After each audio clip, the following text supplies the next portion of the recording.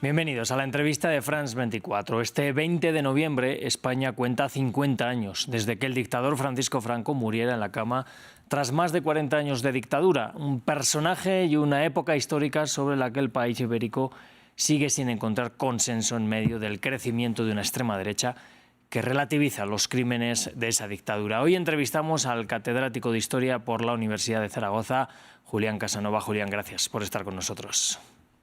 Muy bien, encantado de estar con ustedes. Bueno, usted ha escrito y publicado a inicio de este 2025 la última biografía titulada precisamente Franco. Le quiero preguntar quién fue Francisco Franco y cómo fue su dictadura. Francisco Franco fue un dictador militar. Digo lo de militar porque no todos los dictadores de ese pasado infame de Europa fueron militares. No lo era Stalin, no lo era Hitler, no lo era Mussolini, no lo era Salazar, que con sus compañeros de armas, que venían fundamentalmente de las guerras coloniales en África, dieron un golpe de Estado contra la República. Ese golpe de Estado no consiguió los objetivos, abrió una guerra civil. Franco, ya elevado por sus compañeros a la máxima autoridad, ganó la guerra con su ejército y el 1 de abril de 1939 empezó una dictadura, al principio muy cruel, muy represiva, muy sangrienta, en un momento además en el que Europa estaba bajo la bota nazi o fascista, que se fue anteperando, o sea, moderando con el tiempo, sobre todo a partir de finales de los años 50, cuando Estados Unidos, después de los fascismos, Estados Unidos fue la principal potencia que bendijo a Franco. Franco murió en el año 75, noviembre del 75, hace 50 años, una larga historia de España, una larga dictadura en España, con sombra muy alargada. Esa es la definición de Franco, de una persona que había nacido en 1892, que llegó al poder máximo el 1 de abril de 1939 y que estuvo en él hasta el 20 de noviembre de 1975. Pocas dictaduras en el mundo pueden ser tan longevas. ¿Y cómo fue la represión de Franco, del franquismo, hacia los perdedores de la guerra? Claro, este es un concepto básico, porque hay dos tipos. La gente, cuando piensa en una dictadura en Latinoamérica, por ejemplo, muchas veces está pensando en un golpe de Estado, Pinochet o la Junta de Videla, y empieza la dictadura. Pero en el caso de Franco fue un golpe de Estado y una guerra civil de 3 años, además con el apoyo nazi y fascista. Y ya en la guerra civil empezaron esas políticas de exterminio muy represivas. De la misma forma que en la zona republicana, por supuesto, había también políticas de persecución muy claras y muy represivas frente a los que luchaban al lado de los militares rebeldes y de Franco. Pero a partir del 1 de abril de 1939, Franco ganó la guerra y él fue la única autoridad, la autoridad suprema, y fue un castigo inclemente a los vencidos en forma de fusilamientos. Aproximadamente 50.000 personas fueron fusiladas desde el 1 de abril del 39 a 1946, de cientos de miles de personas en el exilio. Aproximadamente 450.000 personas pasaron la frontera en los 2 primeros meses de 1939, de cientos de miles de personas al principio en las cárceles, en campos de concentración improvisados, que poco a poco evidentemente fue descendiendo. Todo esto fue una clara expresión de esa represión, pero es que además hubo hambre, hubo corrupción en esos años y sobre todo hubo una intervención clarísima de todo lo que eran las ideas de los fascismos. A partir del 45-46, las potencias democráticas durante unos años trataron a Franco como un paria, pero a partir de la guerra de Corea, Estados Unidos entró en negociaciones con la España de Franco. A cambio de bases americanas le dieron apoyo financiero, apoyo militar, pero sobre todo la bendición internacional. Esa dictadura no dejó de ser represiva hasta el último momento. Hay 5 penas de muerte a finales de septiembre de 1975, pero es verdad que los años 50 y sobre todo los años 60 de desarrollo del PIB fueron años que ya se había pasado la autarquía, el hambre, por lo menos el hambre sistemática y esa represión tan feroz. Pero aquella abrumadora Memoria de los vencedores sobre los vencidos, donde los vencedores tenían derecho a todo tipo de recuerdo y los vencidos no tenían derecho a ninguno, marcó la historia de la transición y de la democracia también, porque hoy ha costado mucho recuperar esa memoria de los vencidos.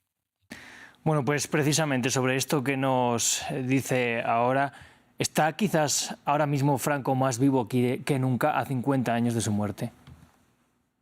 Yo creo que para analizar una dictadura como la de Franco, también podríamos ir a cualquier país del mundo para analizar una dictadura larga, hay que ver tres niveles, ¿no? Que son los tres que están en estos momentos de actualidad. El nivel primero es el historiográfico, lo que hemos hecho los historiadores, que en los últimos 40 años hemos dado vueltas de tuerca a la forma de estudiar, de explicar, de narrar, de entrar en los archivos, de difundir esa historia, de llevarla a la enseñanza. Creo que hay acuerdos básicos entre los historiadores más sólidos, entre los historiadores que han pasado filtros, entre los historiadores que nos hemos movido por el mundo. Creo que hay acuerdos básicos. La historiografía nunca tiene un consenso absoluto. Hay debates científicos, académicos, pero hay acuerdos básicos y hemos dado, insisto, una versión ya muy clara de lo que fue la dictadura, la represión, su máxima autoridad, que fue Franco. Desde el punto de vista del segundo nivel son las memorias divididas. Y estas memorias divididas son las que están circulando en la sociedad española. Son memorias de familias, son memorias dependiendo del bando donde se estuvo, pero son también memorias divididas en torno a aquella historia. Hay algunos que piensan que Franco fue una especie de santo, ¿no? Y que además modernizó España y que la parte de la represión fue al principio solo y eran criminales que se lo merecían. Y hay memorias de gente que sufrió esa persecución y evidentemente creen que Franco está a la altura de los dictadores más crueles de la historia del siglo XX, claro. Y hubo bastantes. Y por último está el uso político del pasado, el uso y el abuso político del pasado. Y ahí sí que teníamos ya acuerdos básicos. Los primeros gobiernos, el de Zapatero, el de Rodríguez Zapatero, empezaron a mirar esa gestión con políticas democráticas, pero en los últimos años la aparición de la ultraderecha ha dado una vuelta absoluta a todo esto. Pues precisamente... Hoy hay más ruido, hoy hay más alboroto, más ruido, más calor que luz en el tema de la gestión política del pasado. Precisamente al respecto de la ultraderecha, ¿es Vox una versión moderna del franquismo o hay que entenderlo con otros matices? Bueno, hay que entenderlo en la línea de toda la ultraderecha mundial. España tuvo una ultraderecha al principio metida democráticamente, digo, desde el punto de vista del voto, en el paraguas de Alianza Popular, de UCD y después del Partido Popular, pero en los últimos años esta ultraderecha ya no es aquella que levantaba el brazo una vez al año, nostálgica del franquismo, pero incorporada ya claramente la mayoría de ellos. En los últimos años Vox ha incorporado una ultraderecha moderna, una ultraderecha que tiene los mismos hilos conductores que en Hungría, en Colombia, en Holanda, en Estados Unidos o en cualquier otro país, que son un elogio de la nación, un ultranacionalismo, una antiinmigración, políticas claras de exclusión frente al otro. En España significa frente a todo lo que no sea blanco, cristiano y masculino, porque la tercera vía evidentemente es un antifeminismo muy claro contra las políticas de igualdad. Y en el caso de la historia se resume en: denme a usted los hechos gloriosos, deme a mí los hechos gloriosos, las gestas heroicas y olvídese de los pasados infames. Todo lo que conecta con esa idea de la nación grande, que puede ser el colonialismo o para ellos lo que fue esa misión civilizadora en Latinoamérica, los buenos momentos de las monarquías, pero no la masonería, no el socialismo, no la Segunda República, no esos hechos que nosotros recordamos como infames del pasado de la dictadura. Es decir, tienen una revisión de la historia. Claro. Y si llegan a los gobiernos, evidentemente cambiarán los libros de texto en favor de esa revisión de la historia. Creo que además tienen una visión donde el conocimiento no es elogiado y donde la manipulación y la mentira predominan sobre el conocimiento. Bueno, hablando de libros, estamos conociendo este libro de memorias del rey emérito Juan Carlos I, en el que ensalza la figura de Franco, dice que no sería rey gracias a él. ¿Qué suponen estas palabras para la democracia española? ¿Qué relación tuvieron ambos? Bueno, yo en Franco, en la biografía de Franco, ya explico, sin necesidad de nota a pie de página o de aclararlo, con las conversaciones, con los hechos, que Juan Carlos fue educado en España, porque así se lo impuso Franco a su padre, don Juan, no solo educado en el bachillerato, sino que después, en vez de hacer una universidad en el extranjero, fue a los 3 ejércitos, hizo la carrera en las 3 academias militares, estuvo siempre bajo la sombra y la educación de Franco, nunca movió un dedo en contra de todo aquello que era la tortura, la violación sistemática de los derechos humanos, y 2 días después de la muerte de Franco juró los principios fundamentales del movimiento para ser rey.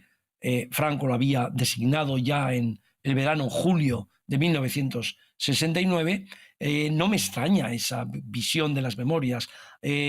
No me gusta opinar todavía de las memorias porque no han salido en castellano, las conozco, pero no han salido en español, salen el 3 de diciembre, pero lo que está clarísimo es que un rey que escribe unas memorias, que ya no es rey además, que escribe unas memorias, no es muy normal que las monarquías, los reyes escriban memorias. El año 2025 debería utilizarlas para hacer un balance, una reflexión de su reinado y no para ajustar cuentas con la historia.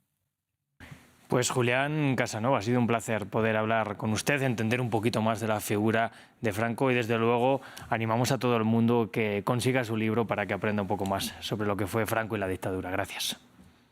Muy bien, muchas gracias, ha sido un placer estar con ustedes. Igualmente nosotros invitamos también a los televidentes a ver esta entrevista y todas las anteriores en nuestro sitio web y en nuestro canal de YouTube. Les dejamos ya con toda nuestra programación.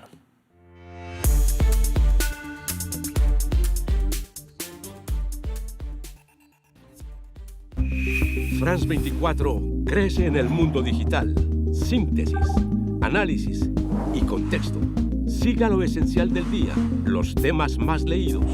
Para estar conectado con la actualidad, síganos.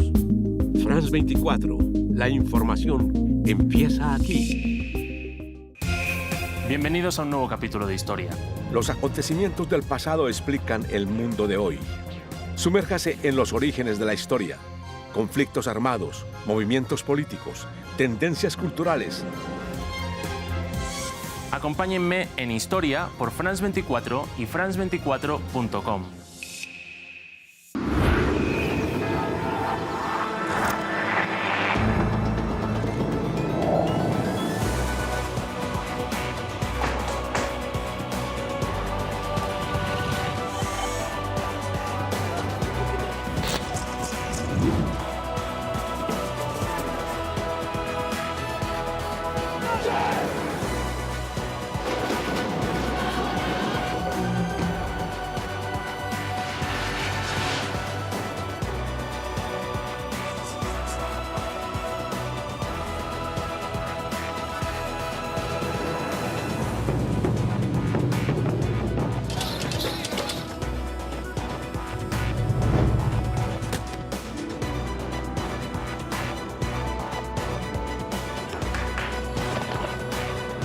France 24, su ventana al mundo. Liberté, égalité, actualité.